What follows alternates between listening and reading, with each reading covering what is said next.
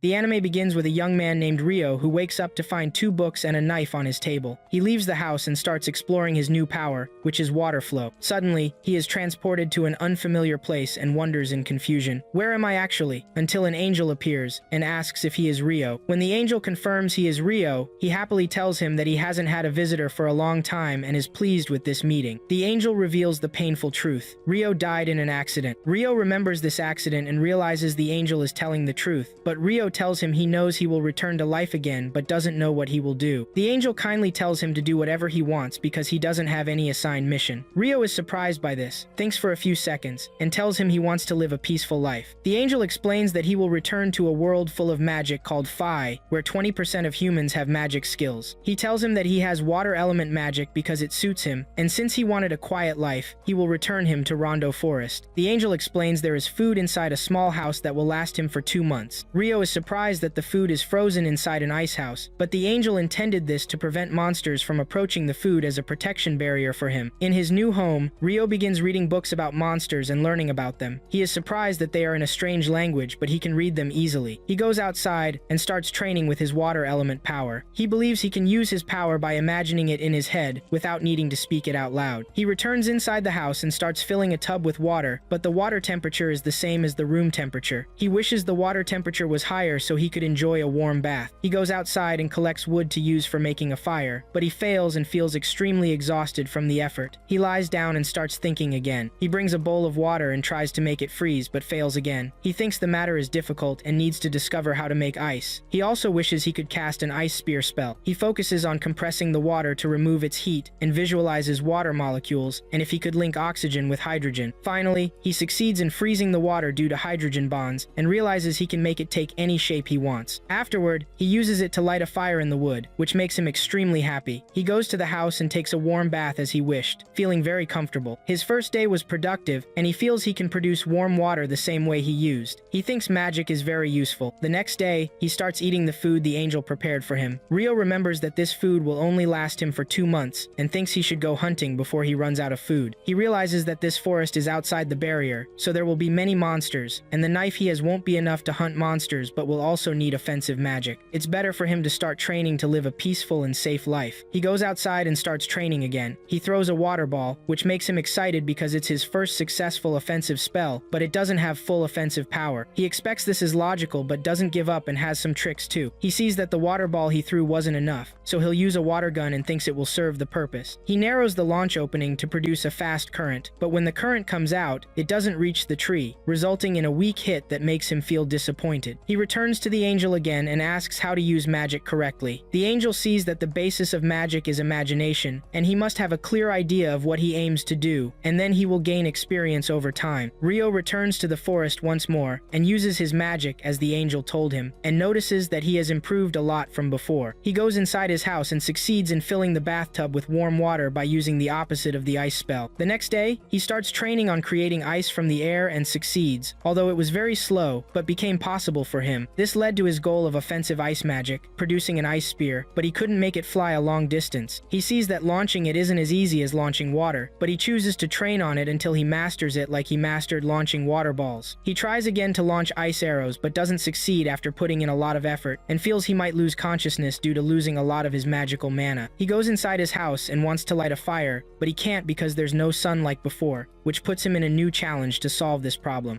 The next day, he started training again with ice arrows. After several days, he succeeded in forming an ice arrow, but he couldn't shoot it as he should. However, he made a spear and went on an adventure. He then moved to the forest outside the barrier, where there were also traces of large monsters. He approached the river and found a quartz stone on the firebank. He believed that this way he would be able to light a fire even after sunset. And now, he only needed to gather some antiseptic herbs, and so, today's adventure would be successful. Suddenly, a huge monster appeared behind him. Ryo felt it and turned to face it. Ryo felt fear upon seeing this monster. It was a wild boar. This fixed him to the ground, unable to move from fear. Then the boar attacked him. As it approached him, Ryo remembered the incident that had happened to him and moved away before he could be harmed by the boar. Then the boar attacked him again, but Ryo told himself that he couldn't move, yet he might be able to use his magic. He then used ice power in the boar's path, causing it to slip. Then he summoned ice arrows, which the boar collided with, leading to its death. This made Ryo feel relieved afterward. Then we move to Ryo's home. He prepared the boar's fur to use as clothing. Ryo succeeded in lighting a fire at home without needing the sun. He began reading the monster book and saw that the boar he killed was one of the smaller wild boars, classified among the weakest ranks. The monster encyclopedia he was reading from was for beginners, but it mentioned that the last 2 pages were a special edition. He read that any dragon could easily destroy an entire city, and one should immediately escape upon encountering them. Ryo saw that this seemed logical because he could be destroyed if he faced them. Then he moved to another monster, called Akuma, and it was not a fallen angel. There was a note wishing that no one would ever encounter one. At that time, Ryo discovered that the world was vast because of the multitude of these monsters. The next day, Ryo shed his clothes and went into the forest. He began picking fruit and tasting it, and liked it very much, while wearing his boar fur clothes. As he began wandering in the forest again, a giant bird came and almost caught him, but Ryo dodged this capture. It was a very strong bird, which led to it cutting down trees in the forest. Then Ryo began escaping from it and started hindering its path by using ice planks. Ryo believed that this type of bird used a hidden type of magic, which was offensive wind, but its main weapon was its charge and the waving of its sharp claws and beaks. He realized he couldn't escape from it. Then Ryo stopped and shot some water arrows at the bird, but the bird dodged all the attacks. When it approached Ryo, Ryo created an ice barrier to avoid being injured by the bird. This led to the bird colliding with this barrier and falling to the ground. Then Ryo approached, pointing his weapon towards the bird, but the bird quickly flew up, believing Ryo would kill it. While it was flying, Ryo saw a wound in the bird's eye, which caused the bird to move away from Ryo's path and fly far away. Then Ryo lay on the ground and realized that a quiet life was harder than he expected. Then night fell on him, and he was still lost in the forest because, by escaping the bird, he had lost his way back home. Then he started moving and believed he was on the right path, but he saw a lake with a headless body and a steed, which surprised Ryo. The next day, Ryo started wandering in the forest again and continued killing monsters using ice arrows. He also used his spear to catch fish, and he went to his home and stored a supply of fish. Then he began training on ice planks. Then he moved to the river and dove into its depths. He met a giant octopus, which led to it chasing him out of the river. Then he used his water power to cut stones and felt happy because he succeeded in this. He expected that if he used magic to increase the hardness of ice, it could replace Bajati scraping material. He also believed that he had already started mastering his magic. Then we move back to the headless body again, and Ryo was facing it. Ryo told himself that the monster book didn't mention anything about Dullahan monsters. He believed it was too advanced, which is why it wasn't mentioned in the beginner's monster book. But he didn't care about this and attacked it, landing many blows on it, but he didn't succeed in hitting it. However, the monster succeeded in hitting Ryo with a blow and almost finished him with the next blow, but Ryo dodged its blow and thought he had gotten to it. But the monster dodged Ryo's blow, and Ryo received a blow from the monster that knocked him to the ground. He felt extreme exhaustion and thought to himself that he didn't have any chance left, but there was a reason for it coming to this place every night. He saw that this monster wanted to tell him that it would train him until he reached the required level. Then the monster showed him a sword made of water, which surprised Ryo. Then it advanced to him and gave it to him, and Ryo believed it was asking him to master it well. Ryo received it from him, surprised, and after that, the monster went far away from him. Then Ryo moved to the forest again, and was facing the bird again. He saw the scratch in its eye, but its color had become darker than before. He wondered if it had evolved from before. Then the bird released wind power at Ryo, but Ryo countered it by creating ice barriers. But Ryo was surprised by the destruction of these barriers, and began fleeing from it while countering its attacks at the same time. The bird attacked Ryo, and Ryo created ice barriers, but the bird completely shattered them. Ryo continued creating ice barriers and also tried using ice arrows, but they didn't hit the bird at all. The bird got rid of these ice barriers by using its sound power. Then Ryo received a shocking attack, which threw him to the ground. Then the bird attacked Ryo and almost snatched him with its claws, but Ryo blocked this attack by using his sword. Then the bird appeared behind him again and released wind power at him, but Ryo countered it well. Then the bird flew high, ready to attack Ryo, and quickly attacked him, but Ryo skillfully managed to stab the bird with the sword, which made the bird fall to the ground. Then Ryo approached it and thought it had come back for revenge because he had caused a wound in its eye, and it hadn't accepted it. And it asked him to help it advance in their encounters, and that it wanted to be stronger so it could face him again, and it thanked him for making him feel better. Then Ryo pulled a part of the sword from the bird's body and told it that he knew it had evolved to pay him back in spades, but he would finish it here and give it respect. He fully plunged the sword until the bird bled and fell to the ground dead. Then a dragon appeared, soaring in the sky, and landed in front of Ryo in the forest, which surprised Ryo, and he was surprised again by the dragon talking to him. The dragon told him that it had been a long time since it used telepathy and wasn't sure if it still worked. This led to Ryo asking about telepathy, and the dragon asked Ryo if he had encountered an evolved bird that was once a killer falcon in this place. Rio told him that he had indeed encountered it and asked him if it wasn't his follower, right? And he told him that if it was his follower, then he was sorry for killing it. The dragon understood that he had defeated it and told him that this was an amazing feat, and it noticed that he was carrying a rare weapon. Then Rio showed him the weapon, and the dragon told him that this weapon belonged to the king of the fairies. And since it was given to him, Rio must have done something to deserve owning this weapon. But Rio wanted to ask the dragon several questions, and after that, the dragon told Rio that it had to go. Rio told him that he knew that and appreciated everything it had told him about, but before the dragon left, he asked its name. The dragon told him its name was Luin, and it flew high. He had expected anything in a fantasy world like this, but he never expected to speak to a dragon. Then we moved to the angel, and it thought it had overlooked something. It saw that Rio possessed a hidden trait, but it was surprised by this because the last person who possessed this trait was a girl it had sent to another world, and that was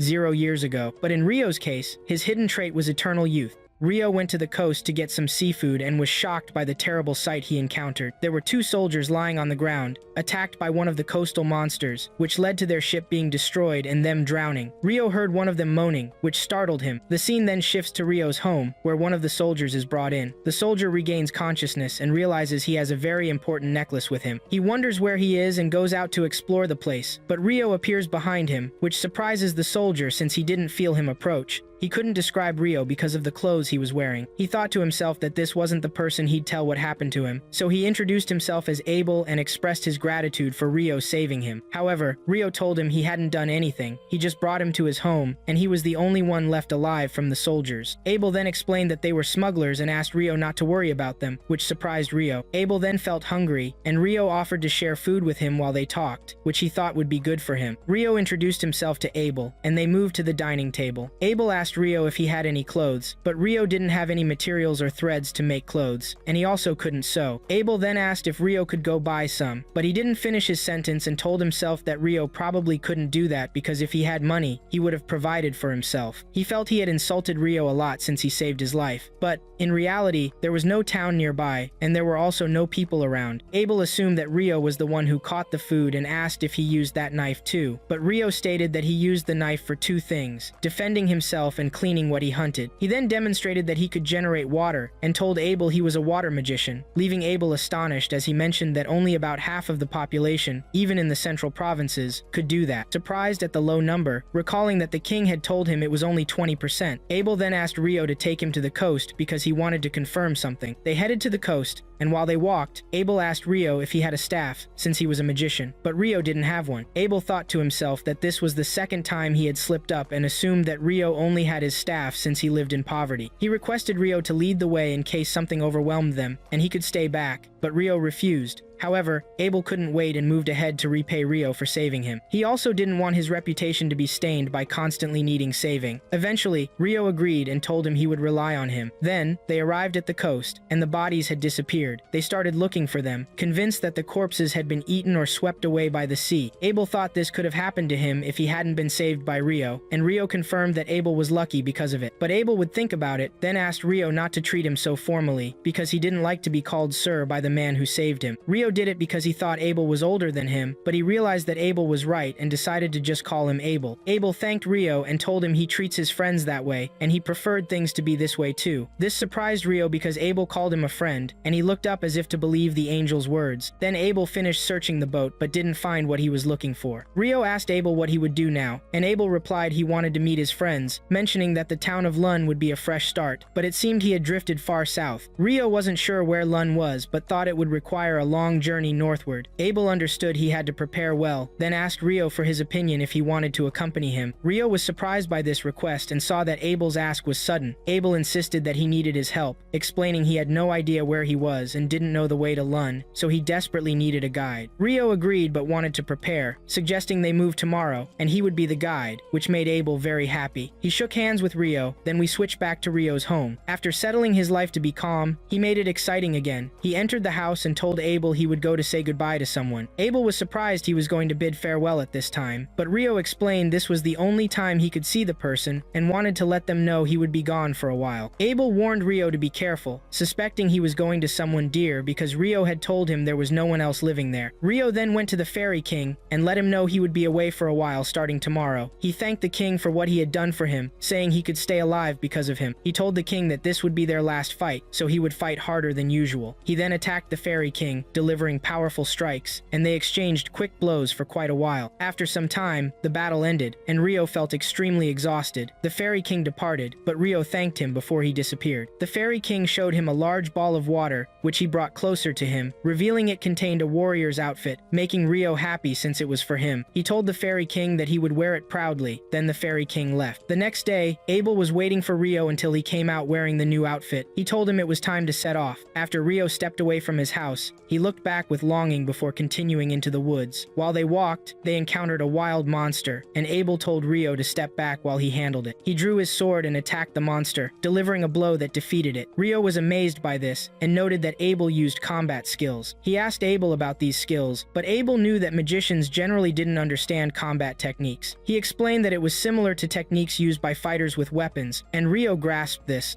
Then the night fell upon them, and they went to sleep in one of the trees. The next day, they continued moving until they reached a lake inhabited by lizards. Abel believed that they were very strong in the river, and that it would be difficult to defeat them. He asked Rio to take another route through the forest. When they began to move, Rio felt that the lizards were on their way to them. He informed Abel of this, and, behind Abel, he realized that he needed to prepare well. Rio would also use his magic to fight because they were numerous. When Abel wanted to warn Rio since he didn't have a staff to fight with, Rio shot a bunch of ice arrows, which resulted in killing the lizards. Abel informed him of a large group approaching. After they finished off the lizards, Abel asked Rio what kind of spell he used. Rio told him it was a water spell to use the ice arrow, but Abel was amazed at Rio showing him 4 arrows at once. He thought arrows came out one at a time with each cast, not all at once like Rio did. This was what he knew about the wind wizard he was familiar with. However, Rio saw that it was possible to be different in wind magic, but was normal in water magic. Abel found this strange but did not care, and asked Rio to keep moving.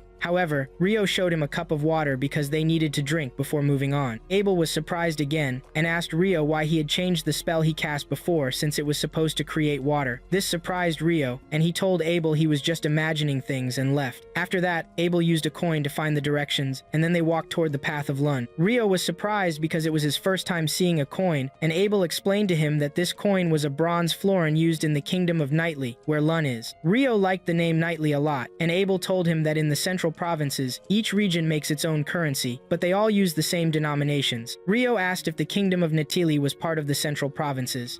Abel told him it was one of the 3 main countries, the other 2 being the state of Debohai and the Handaleo Federation. Rio was curious about Debohai, and Abel asked if Rio had a problem with it, but Rio did not like the name in the first place. Abel noticed that this worried Rio. As they moved to a place with open terrain, there was a quantity of stones. Abel defended against the attack from them and split them in half. Then, Rio showed an ice wall to defend himself too, but they were surrounded by stones. Abel expected that they were now in a golem's nest, and asked Rio to hold his position, while he would deal with the one closest to them. He charged in for an attack, dealing a powerful blow that penetrated the stone monster, but the monster was unaffected and quickly healed its wound. Abel saw that this was useless, but Rio wanted to try his attack. He then displayed a 10-layer ice wall, which eliminated the stone monsters. Rio thought the kinetic weapons were very scary. Abel asked Rio, very surprised, what was that? Rio told him he had taken care of 2 monsters, and would use the same spell on the rest. Then they advanced toward one of the monsters, but it didn't move and had a magical stone. Rio thought this was there right now, and that it was loot for them, and he wanted to collect it from the rest of the stones as well, but that was not feasible now. They then moved to another place, and on their way, they encountered a huge river horse. There were a group of wyverns on the way to the river horse. However, the river horse was well prepared for the wyverns. The wyverns launched several attacks on the river horse, but the river horse unleashed sound waves at them, which wiped them out, much to the amazement of Abel and Rio. Rio was thrilled about this. Then the night fell upon them, and they started a fire. Abel was amazed by the dispel magic spell used by the river horse, having heard about it and feared its impact. Rio was very interested in the dispel and wanted to discover one of them, but Abel told him he was lucky because there was a dispel in Lun in the central provinces, which distressed Rio for having been kept in the dark about it. But that was not Abel's intent at all, because he did not know Rio was interested in the dispel. Rio then asked Abel if there were other things he had forgotten to tell him. Abel replied that he thought Rio knew about the dwarves and the elves, didn't he? However, Rio requested Abel to tell him the details. Abel explained that dwarves were skilled craftsmen and fierce fighters, with a group of them in Lund, but there weren't many elves in Lund since they lived in the forest and did not want to live outside of it. Rio understood this and realized he had believed it too. The next day, they wore the clothes of the monster they had hunted. Rio said that after they crossed these mountains, they would meet with human lands. Abel confirmed this and asked Rio who provided this information. He remembered his previous conversation with the dragon about the existence of another continent. The dragon had told him then that this land was surrounded by sea to the east, west, and south, with a mountain range to the north separating it from the neighboring continent, making it unlikely to encounter any humans coming from the south from their lands to the north. Then he returned to Abel and told him it was better not to know where he had gotten his information, and informed him that it might be knowledge that exceeded human boundaries. They continued walking, but they heard a sound coming from the mountains. Then a monster appeared, a giant bird. Abel felt a lot of fear, but Rio threw food to the monster, and Abel did the same, which led to the monster grabbing the food and flying away. Rio felt joy at their success, and Abel did too. They continued moving, but Abel thought that this monster left them an unforgettable impression. Rio believed they would have been in danger if they had fought it, but Abel thought that humans were not created to fight such monsters, as there had been no reports of encounters with behemoths or griffins for centuries. He felt that something was wrong in this place, but Rio felt that Abel's words hurt him, and thought it was the humans who were not putting in enough effort. Abel then asked why they should make the effort in the first place. They then reached the north, and Rio thought the wyverns came from the north, until they found some of them. But Abel did not want this, and questioned what they would do. Rio expected they would fight, but Abel thought the wyverns were much stronger than them, and it would be difficult to face them with just the two of them, as hunting them required 10 very strong adventurers, and would still involve casualties. However, Rio felt they would face a decent number of them, and might not be able to avoid the fight. He asked, wouldn't it be easier to fight them while they were occupied on the ground? Abel thought this too, and believed he could succeed in reaching them with his sword. Rio then moved toward them to settle the matter, and Abel followed him. Rio used the ice arrow spell, and when the wyverns were hit by the ice arrows, Abel immediately attacked until other monsters appeared and charged at Abel. He dodged their attacks quickly, and then Rio shot arrows at them as well, successfully hitting them. When they fell, Rio asked Abel to go and collect their magical stones. Abel thought this was very easy, but Rio asked if Abel expected a decisive battle that would quicken his heart rate. However, Abel didn't want that at all, and asked Rio to stick to their plan because it was perfect. Rio didn't mind as long as Abel was okay with it, but then they were confronted by another group of wyverns heading toward them. However, this time Abel was not afraid and told Rio to eliminate this group as well. Rio felt Abel was a battle addict, but Abel was not. It was just that these monsters were blocking their path,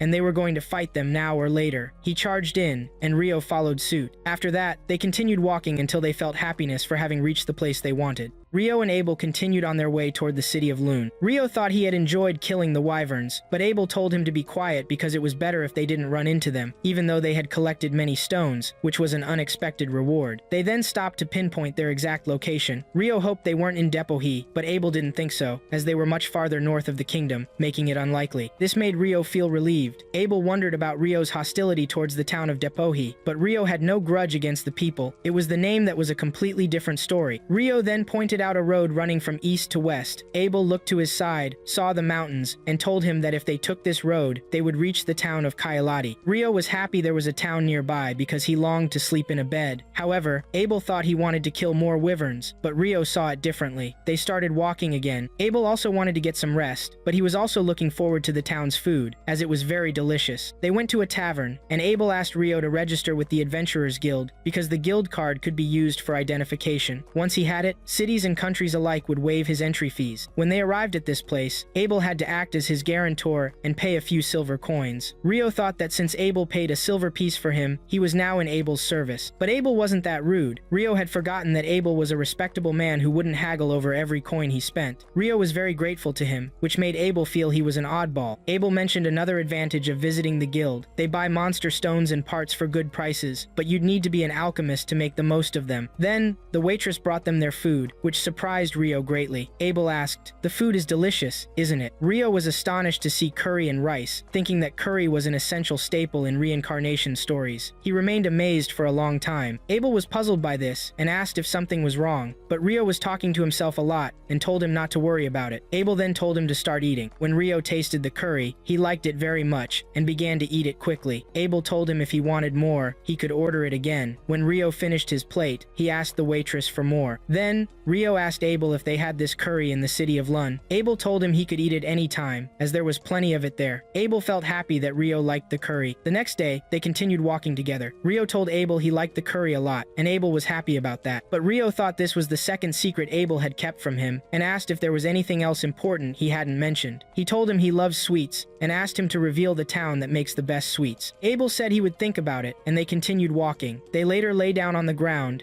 ate some food, and then continued on. The city of Lun appeared before them. Abel told Rio that this was the city surrounded by wheat fields. As they approached the city guard, who knew Abel, was surprised to see him. Abel greeted him. The guard thought he had been missing, which Abel had been, but he managed to return alive, thanks to Rio. The guard then thanked Rio for saving Abel and shook his hand firmly. Abel paid another coin to the guard to let Rio into the city and showed him his own guild card. The guard welcomed Abel back and asked if he was heading straight to the guild. Rio felt happy for Abel's return to his homeland. They entered the city, and Abel decided they should head to the guild to register Rio. He told him he would start at F rank upon registration. However, with the approval of a B rank adventurer or higher, he could start at E rank or D rank. Rio figured Abel was a higher rank than B, and was very proud of this. Abel wasn't sure about that, but told Rio that the higher his rank, the higher the level of quests he could accept, and they came with bigger rewards, so he recommended accepting them. He had no doubt Rio would need the money. Rio asked if those stones were really that valuable. Abel believed they were rarer than Rio thought, and selling them all at once might cause the market price to crash, but he was confident the guildmaster would find a solution. They arrived at the guild and went inside. Everyone was astonished by Abel's arrival, and happiness spread among the adventurers. They approached him to welcome him warmly. It was clear he was very popular. Rio was surprised by this, but stepped outside so as not to be in anyone's way. He walked around alone until Abel was finished. He met a girl who stared at him intently. She told him that the outfit he was wearing belonged to a fairy king, and that it had caught her eye when she saw it. She told him he must have won the king's favor and thought he was an interesting person. Then she left, as she had something to finish, and hoped to meet him again. Abel came out of the guild looking for Rio and asked him to go back inside. When Rio entered the guild, Abel introduced him to the adventurers, stating that he was the one who saved his life, and that he would be registered as an adventurer. He asked them to look after him. Rio stepped forward to greet the adventurers, and they greeted him back, grateful to him for saving Abel from death, which made Rio feel happy. They went up to the receptionist, and Abel asked her to register Rio at D rank with his endorsement. The receptionist was surprised that Abel was vouching for Rio because no one from the Crimson Sword Party had ever vouched for anyone before. However, Abel knew Rio had great strength, and the receptionist didn't mind accepting his endorsement, but the process required some kind of physical proof of strength. Abel hoped to speak with the guildmaster about this matter and other side issues. The receptionist assured him she would summon him for them and asked them to wait in the waiting room. They moved to the waiting room, and the guildmaster entered, looking very worried about Abel. He told him it was good that he was okay. Abel apologized to the guildmaster for making him worry. The guildmaster said he almost had a heart attack when news of Abel stopped coming. He asked, "Is this the mage?" Abel introduced Rio to the guildmaster as the one who saved his life. The guildmaster then introduced himself to Rio as Hugh and thanked him for saving Abel, but Rio told him he didn't do anything and was just in the right place at the right time. Abel asked the guildmaster to register Rio and raise his starting rank with his endorsement. Hugh didn't object at all but wanted Rio to provide proof. Abel told the guildmaster he understood and warned him that Rio was much stronger than him, which surprised Hugh. Abel then showed the stones they had collected on their way there. Hugh guessed that the green stones indicated the wind element, given their size and vibrant color. He asked in amazement, "Are they from a wyvern?" When he learned from Abel that they were, he was even more astonished, saying that this quantity would require a large number of soldiers, even a whole army. But Abel wasn't concerned about that, and said they had hunted these wyverns south of the Doom Mountains, which surprised Hugh. Rio was also surprised that they had been in the Doom Mountains. Abel told him that after finding the road to Kailati, he realized where they were and explained that he had passed through those mountains. Rio thought the name had an evil ring to it. Hugh had heard that no one passes through the Doom Mountains and comes out alive, and that ordinary people or adventurers don't go near them without a very good reason. And now they were telling him they had passed through there? Abel asked if this was enough proof to raise Rio's rank. For Hugh, it was more than enough. Then, the rest of Abel's team also came to check on him. Abel thanked them for worrying about him. Then Hugh said he would leave because Abel had a lot to talk about with his friends. He asked the receptionist to bring Rio's registration papers to his office to finish them. When Rio was about to leave with him, Abel stopped him and told him he would wait for him at the reception desk because there was something he wanted to show him. Then, Rio went with Hugh to Hugh's office. Hugh told him that these were Abel's friends and the rest of the Crimson Sword team that Abel belonged to, the most popular and talented team in town. Then Rio entered the office and asked Hugh if he had to register at D rank. But Hugh knew very well how skilled Abel was, describing him as talented and knowing him well enough to realize he couldn't have killed the wyvern alone. This meant to him that Rio was a naturally talented person and was qualified for D rank. When he patted him, he found that he was a magician and his physical build was good. Then, the receptionist, Nina, came to them and brought the registration tools. Hugh asked Nina to explain to Rio how things worked while he started handling the paperwork. Nina then introduced herself to Rio and welcomed him, and Rio did the same. Nina started asking Rio if he was in the magic class. When she learned that he was, she asked him about the type of magic element he used. Rio told her it was water. She asked him where he lived, but guessed he hadn't decided yet, as Rio had just arrived in town. However, Nina explained that he could stay in the guild's dormitories for the next 300 days after registering,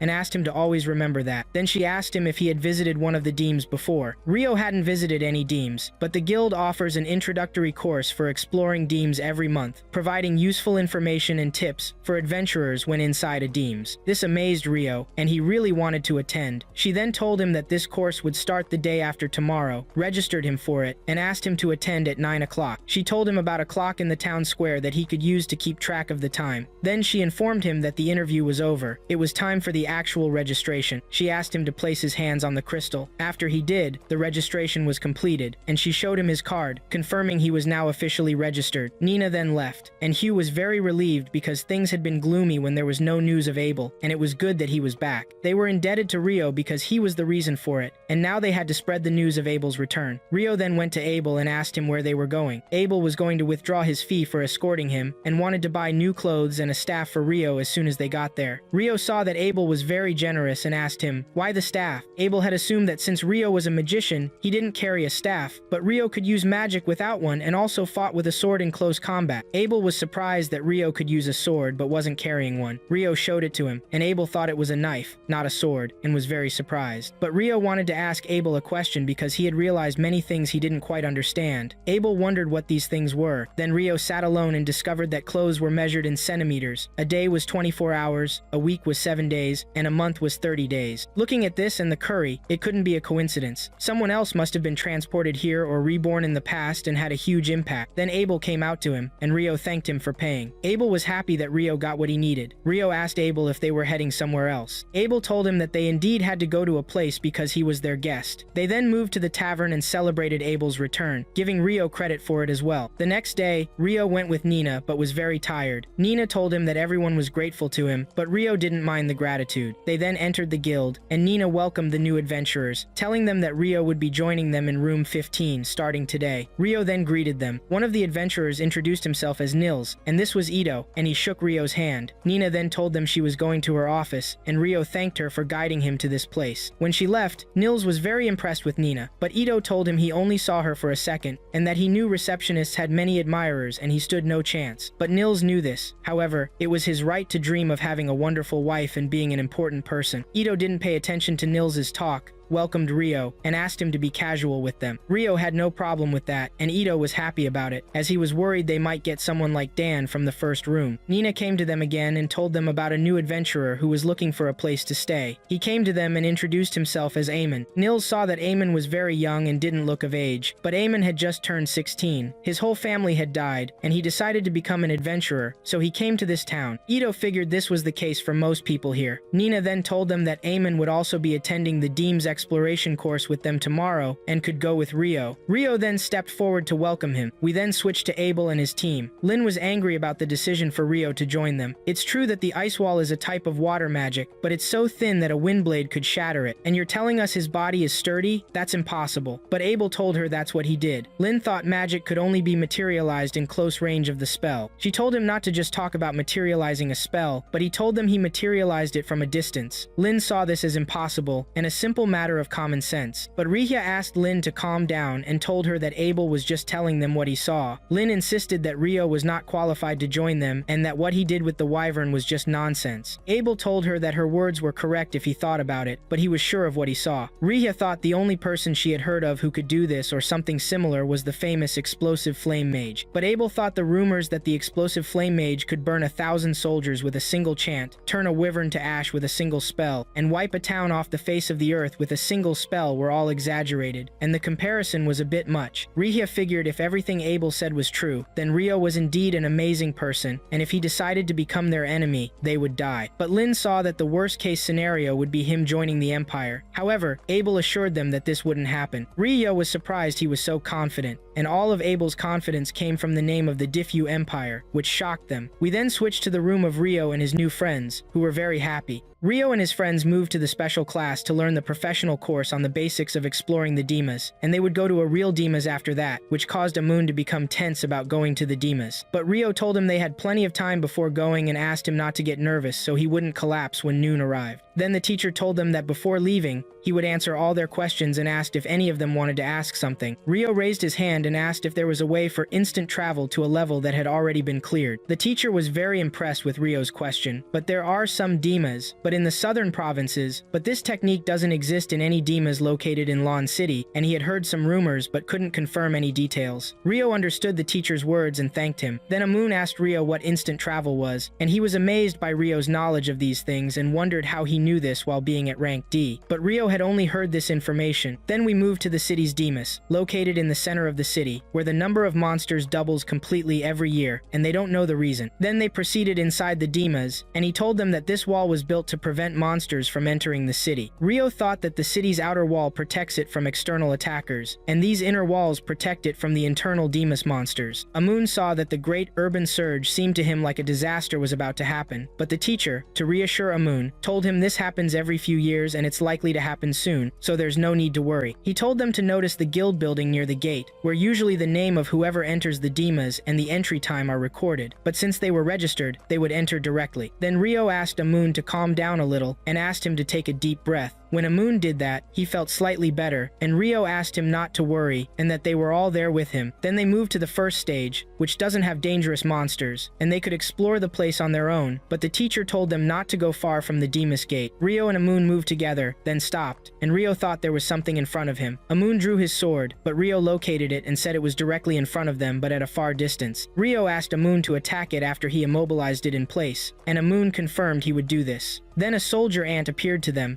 which is one of the beginner monsters. Rio saw that the easiest way to deal with it was to attack its neck. Amun prepared, and Rio executed his plan and succeeded in immobilizing the ant, and asked Amun to attack it. Amun attacked and stabbed the ant, piercing the sword into its neck, which encouraged Rio, and Amun felt happy because he succeeded in this. Rio decided to take its magic stone and return because they couldn't forget a memento of their first hunt. Amun asked if this was allowed, but Rio told him they were adventurers, and it was natural for them to earn their living from the Dimas. Then he showed the stone to Amun and told him it was a wonderful memento, wasn't it? Amun felt amazed by this. Then we moved to Rio and Amun's residence, where they were celebrating Rio and Amun finishing their first mission in the Dimas. Niels drank his drink and wished it was wine, but Ito told him they don't serve alcohol in this place and they're not allowed to bring it either. He thought this way they were telling them that adventurers couldn't drink excessively, but Niels was celebrating and found no problem with this. Then Ito admired Rio and Amun's courage for killing their first soldier ant on their first visit to the Dimas, but Amun killed it after Rio immobilized it. Rio saw that Amun delivered a killing blow to the ant skillfully, and there was no need for such modesty. But the most important thing for Niels was that they got the magic stone, which was also great. Then Ito asked Rio and Amun what they would do tomorrow. Amun thought about returning to the Dimas, but was nervous about the idea of going alone and wasn't sure about this step. Rio asked Amun if he wanted to go with him, even if he reached the third level. Amun was very happy and wanted this badly, but Rio was still occupied with seeing the ant on the first level, and that the lecture suggested this was unusual. Niels thought the first level contained bats, and Ito heard reports about soldier ants appearing on the first and second levels during the past months. Rio asked himself about the reason for its presence there. Then Abel appeared to them and told them that soldier ants could dig tunnels to the first level, but Rio told Abel that veteran adventurers shouldn't bother new adventurers. But Abel provided them with information to make them feel reassured and asked them if they were Rio's 3 roommates. He told them he was Abel, and that Rio was strong but had some personality problems and asked them to take care of him. But Ito and Amun remained amazed by Abel's presence. Then Niels stood up and introduced himself to Abel, telling him he was his favorite hero and would be grateful if he shook his hand. Abel didn't refuse this and shook hands with Niels, giving him advice not to overexert himself too much and to work hard. He gave him the advice that staying alive is the most important thing for an adventurer. Niels confirmed he would work hard rationally. Then Rio asked Abel what brought him to the guild at this time. Abel told him that the mission they accepted took much longer than they expected, so they returned now. Then the rest of Abel's team appeared, and Lin was angry about Abel being in Rio's room. room. Rihia asked Abel to stop running away and that they should report to the guild leader, but Abel was doing his duty toward guiding the new generation. For the adventurers, Lin asked Warren to deal with Abel. Warren then stepped forward and carried Abel, which annoyed Abel, who asked Rio to do something. Then Lin approached Rio and stared at him for a long time. Rio asked her, "Is something wrong?" until Rihia called for Lin to go. Rhea apologized to Rio because they were taking Abel, but they had to go to the guildmaster to report to him. Rio expected this. Since he was their team leader, he had to go, of course. But Abel saw Rio as a deceiver. However, Eamon was astonished by what was happening in front of him. Ito was amazed by the sight of Rhea, thinking she looked like a real angel. Niels was very impressed with Abel, but Rio asked Niels what he liked so much about him. Then, we switched to Abel's team on their way to the guildmaster. Lin shouldn't have stared at Rio like that, but Lin wondered, if Rio was a magician as they say, how could she not be interested in him? Rhea thought she was right, but Abel assured them they would see it with their own eyes and would get to know his power soon. The next day, Eamon was in a hurry, but Rio saw no need for it. They then went to the Demas gate to check in. After entering Demas, two wolves attacked them. Rio managed to pin one of them with ice arrows, but the other wolf attacked Eamon. Eamon was ready for it and dealt it a powerful blow. Another wolf appeared and was about to kill Eamon, but the wolf was hit with ice arrows in its body. Then, Amon succeeded in taking it down, but he felt extremely tired afterward. Rio approached him and told him he had done a good job, extending his hand for a handshake. Amon shook his hand. After that, Rio saw that Eamon's use of the sword was similar to Abel's, and that he had been trained by a master in his village. Eamon confirmed this and told him that his master in the village was named Kiro, and that he had studied in the royal capital and had his famous style at the Hume school. This was the source of Eamon's style. Rio thought that once Eamon got used to things, he would become very strong. But Eamon thought Rio was a magician, but was also knowledgeable in using a sword. However, Rio had a master he had been training with for a while, and since his style was his own creation, he didn't think he could be described as knowledgeable in using a sword. He then asked him if he had caught his breath. Amon assured him that he was fine, but Rio asked Amon not to overexert himself and told him that his fighting style was very tiring, but if he mastered it, it would prevent him from getting injured, and that it was a new, safe style. The most important thing was to improve his fitness. He advised him to run as much as possible, and continuing to do so would be the path to improvement. He then told him that he had traveled with Abel for quite a while, and he always started his day by training his fundamentals. He might be talented with a sword, but even geniuses need to work hard. Amon got excited and said he would work as hard as Abel. Rio saw that this was the required spirit. The next day, Rio did not go to Demas. He had other plans. Rio then went to the library, and the librarian guided him to the alchemy books section and advised him to start from there. Rio then gathered the books he would benefit from but didn't know where to start. He then went to sit alone outside. While the sun was shining, a strange thing happened that covered the sunlight, an eclipse, which made Rio very tense. Rio then received a strong fire blast but managed to block it. A girl who uses fire power appeared before him and advanced toward him. She said that a human was involved in the matter, but she would get rid of him. Rio asked himself if this was an Akuma. The girl then showed her fire, but Rio prepared for it with a magical enhancement and displayed many sheets of ice. Rio blocked another fire blast from her, but she also used wind power. Rio managed to block that as well, which surprised the girl. The girl then approached him, showed her personal weapon, and vowed that she would finish him. She then directed a blow at him, but he blocked it with his sword. The girl didn't give up and directed several blows at him and was about to hit him, but Rio blocked her strikes. Then, the sunlight began to appear again. Rio then showed a group of ice arrows and threw them at the girl, but the girl was fast and escaped all the arrows, which surprised Rio. He thought she was using wind speed to enhance her movement. The girl then flew high and attacked Rio, but he blocked her strike again until she moved away from him. The girl then showed a ball of fire, but Rio managed to overcome it before she could throw it at him. He thought this was strange coming from her, but she didn't give up and attacked him again, directing several blows at him, but Rio was also in a defensive position. Rio then showed a group of arrows and threw them at her, but the girl used fire power to block them and also used earth power and created a barrier, but she did not succeed in dodging the arrows and was injured in her body. Rio thought this was the right time to attack. He attacked and flew high to direct a blow at her, but the girl was ready for him and blocked his strike. Rio was surprised that the girl's wounds healed with terrible speed, and this distracted him. The girl succeeded in pushing him away from her. She showed a ball of fire, but she found a group of water balls descending on her. When the first drop touched her, it caused her a burn, which made the girl feel severe pain. She used earth power to protect herself. The girl then showed a huge amount of fire power, but the sun was about to show its light. The girl hid her sword and told Rio that her time had run out, and this annoyed her, but she hadn't enjoyed a fight like this in a long time, and it was really fun. Rio asked her to leave quickly now, but the girl thought he enjoyed it too, and that she wanted to continue the fun. This isolated place was a special case, and her authority in it was limited. Rio wondered what was isolated. The girl then introduced herself to Rio as Leonor and asked Rio for his name. Rio then told her his name and pronounced her name, the Akuma, which surprised Leonor that he knew who they were. She should have gotten rid of him, but he was not an opponent to be killed in a short period of time. When the sunlight was about to appear completely, she told him that she wanted to meet him again, but Rio did not wish for that to happen. But Leonor told him that it was impossible for them not to meet again, and if it wasn't with her, it would be with another one of the Akuma. But she asked him not to let anyone else kill him but her, because his life now belonged to her. Then she disappeared. Rio said to himself that he survived by a miracle, and that if it weren't for this outfit, there would be a hole in his shoulder, and that he was exhausted now and suffering from dizziness. Rio then went to the guild and had a bag of money. He didn't think this money was available in his account and that the guild master had exchanged the wyvern stones very quickly. He was not worried about money now and had no need to work hard anymore. He then looked at his room and didn't find any of his roommates. He then headed to the library to buy books, but looked out the window and saw his dorm mates lying on the ground after being beaten by another student. Niels thought that if they weren't exhausted, they would have beaten them too, but one of the bad students thought this was an empty threat. Ito saw that this was big talk from the person who set an ambush for them, but the bad guy asked them if the monsters in Demas would warn them before they attacked, but the bad guy's henchmen fell to the ground. This was from blows directed at them by Rio. He told the bad guy that he was right, and he shouldn't have warned him before he attacked him and his friends. Niels told Rio that this bad guy was Dan from room 1. Rio said it was Dan and asked him what he wanted now. He asked if he was ready to drag his tail in defeat after his companions were defeated, but Dan got angry and attacked Rio, but Rio dodged the attack and dealt a blow to Dan, which knocked him to the ground. Niels saw that Rio hurt Dan badly. Rio thought his nerves were tense from the previous fight. Rio then showed a healing potion and started with Ito because he was a priest, and that they would have Eamon join them in training now, but Niels felt humiliated by that. Rio saw that they all needed some endurance and offered for them to take a break together. They then went to wash up, and Ito cast a healing spell on Rio and succeeded in healing Rio's pain. Rio was happy about this and was sure that Ito was indeed a priest and thanked him. Ito explained to Rio that this blow did not break any bones, but it was really severe, and if it had been in his heart, it would have been a very serious injury. Rio told him that it was targeting his heart, but Rio dodged this blow at the last moment, and it was good that he survived. Niels asked Rio, "Since you are so strong, you still dodged the blow?" Eamon wondered, "Who exactly were you fighting?" But Rio told them that if he got the chance, he would tell them everything one day. He then said to himself that Leonor was an Akuma, and from her words, he thought there were many of them, and he had to discover this world.